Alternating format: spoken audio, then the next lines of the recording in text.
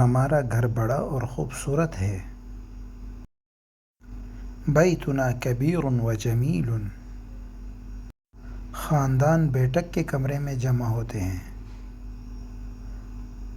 الاسرة تجتمع فی غرفة الجلوس۔ والدہ کچن میں کھانا پکاتی ہے۔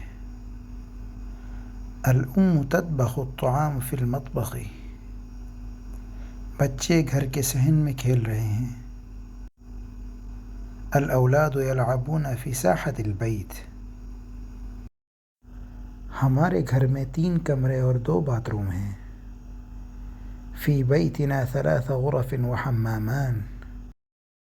میں نے کھڑکی کھولی تاکہ تازہ ہوا داخل ہو۔ فتحت النافذة لتدخل الهواء النقی۔